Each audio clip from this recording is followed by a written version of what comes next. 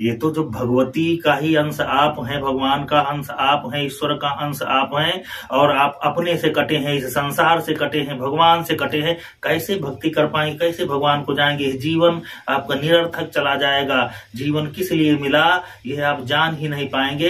तो इस जीवन का सदुपयोग करना चाहिए, इस जीवन का उपयोग करें और इस जीवन को सुखमय बनाएं, शांतिमय बनाएं, संस्कारमय बनाएं। जब आपके अंदर ये सद्गुण होंगे तो जीवन का आनंद मिलने लगेगा। और भगवती तो आनंद का स्वरूप है, भगवान आनंद का स्वरूप है। आनंद काले बहुराग लक्ष्मी, तो भगवान तो आनंद का स्वरूप है। आप दूसरों से बैर करके, दूसरों पर कुविचार सोच करके, दूसरों के बारे में, दूसरों के प्रति आपके भीतर दुर्विचार अगर आएंगे तो वो आपको ही नष्ट करेंगे, दूसरे का हित नहीं करेंगे। इसलिए आप दूसरों के लिए नहीं, अपने लिए अपने आप को सही करें, अपने विचार शुद्ध करें, मन शुद्ध करें, आप अपने संस्कार शुद्ध करें। आपको सुख मिलेगा, आपको शांति मिलेगी, आप प्रगति करेंगे। आप किसी के प्रति ईर्षा द्वेष ये सब खत्म कर दें और आप भगवान के प्रति विश्वास रखें। जब भगवान के प्रति विश्वास होगा तो आपको ये संसार समझ में आएगा। बिना भगवान के प्रति विश्वास किए, बिना शास्त्रों के प्रति आपका आदर बने, आप कुछ नहीं जान पाएंगे।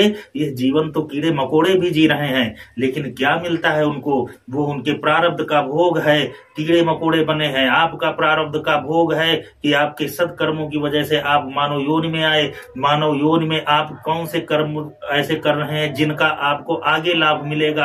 आप अगर नहीं संचित कर पा रहे तो आप तो पुरानी संचित पूंजी जो है, पुराने संचित सत्कर्म जो हैं, उनका उपयोग आप इस मानव जीवन में जब तक है उनकी पूंजी बची हुई तो कर रहे हैं। और जिस दिन वो बैलेंस खत्म हुआ सत्कर्मों का तो आपका पतन होना निश्चित ही है और ऐसी दुर्गति हो जाती है कि कोई पूछने वाला नहीं रहता। इसलिए प्रारब्ध से मिले हुए अगर आपके सुखमय साधन है, संपत्ति है, वैभव है और आप अच्छा जीवन जी रहे हैं तो उसको ईश्वरमय बनाए, भगवतमय बनाए। भगवान ये नहीं कहता है कि हमारा घंटा बजा करके, भेष बना करके आप हमारे रात दिन हमारे गुणगान गाते रहो।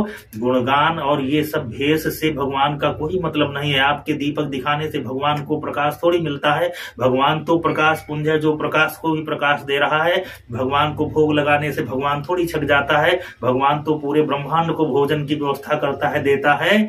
तो वो भगवान आपके पूजा करने से या आपके कर्मों से प्रसन्न नहीं होता, वह आपके भाव से प्रसन्न होता है। अगर आपके मन में भक्ति नहीं है, भाव नहीं है भगवान के प्रति, तो भगवान को आपकी इन क्रियाओं से क्या लेना देना है? वो क्रियाएं तो आप भगवान को खुश करने के लिए थोड़ी कर रहे हैं। भगवान तो सुख का, खुशी का पुंज है, आधार है, समुद्र है, सागर है सुख का।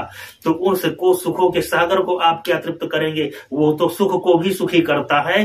वास्तव में तो आप जो भी कार्य भगवान के लिए करते हैं वह सब अपने सुख के लिए करते हैं, अपने खुशी के लिए करते हैं। आप भगवान को खुश करने के लिए कोई कार्य नहीं करते। पूजा पाठ, यज्ञ, जप, तप इत्यादि आप अपने खुश करने के लिए करते हैं। या आप सोचें, अपने विवेक में डालें और आप तभी खुश होंगे जब आपका भाव शुद्ध होगा। बाकी ये क्रियाएं तो आप, किसी ने कुछ बता दिया, किसी ने कुछ बता दिया, आप करते रहते हैं, सोचते हैं कि भगवान खुश हो जाएगा। तो भगवान को नहीं खुश कर रहे हैं आप अपने को खुश करने के लिए भगवान को आप ये सब कर रहे हैं। पूजा पाठ, आरती, धूप दीप इत्यादि से आप जो कर रहे हैं वो अपने खुश के लिए। अब संत की खुशी अलग है। संत अपनी खुशी केवल महसूस करता है कि वो भगवत की शरण में, भगवान की शरण में बना रहे। और कोई आदमी जो भौतिक गृहस्थ जीवन का है वो अपने गृहस्थ जीवन के सुखों के लिए कर रहा है। कोई नौकरी वाला नौकरी के सुख के लिए, कोई पुत्र का विलासी व्यक्ति पुत्र के लिए, सबके अपने अपने निजी सुख हैं। अपने सुख के लिए भगवान को खुश कर रहा है। तो आप भगवान को खुश कर रहे हैं अपने सुख के लिए, अपने खुश होने के लिए, भगवान को खुश करने के लिए नहीं कर रहे हैं। ये आप अपने विवेक में डाल लें और आप तभी खुश होंगे जब आपका विश्वास भगवान पे होगा। किसी के बताने से आपको मार्ग तो मिल जाएगा। ये सारे उपाय, पूजा पाठ इत्यादि जो भी हैं, ये सब भगवान पे प्रीति बढ़ाने के लिए हैं कि आप किसी भी प्रकार से भगवान से प्रीत करें। आप जब नाम का जप करते हैं तो उस नाम के जप से आपको भगवान में, ईश्वर में, भगवती में प्रेम बढ़ता है। जब प्रेम बढ़ता है तो उसे प्राप्ति की इच्छा होती है और जब उसे प्राप्त कर लेते हैं और उसकी प्राप्ति केवल आत्म शांति है। सच्चिदानंद स्वरूप है भगवान। जब आपका चित्त सत्य से जुड़ जाएगा तो आनंद की अनुभूति होने लगेगी। भगवान आपके भीतर स्वतः प्रकट हो जाता है। कहाँ आप घूम रहे हैं? तो ये जो आप आपकी पूजा पद्धतियां हैं, ये आपको आपके आनंद तक ले जाती हैं, आपको आपके भीतर आनंद का दर्शन करा देंगी। और जब आप अपने से ही कटे रहेंगे तो कैसे आप भरोसा कर पाएंगे? ना भगवान पे भरोसा होगा, ना आपके कर्म अच्छे होंगे, ना आपके विचार अच्छे होंगे, और आप परेशान होते ही रहेंगे। जय माता रानी, जय माता रानी।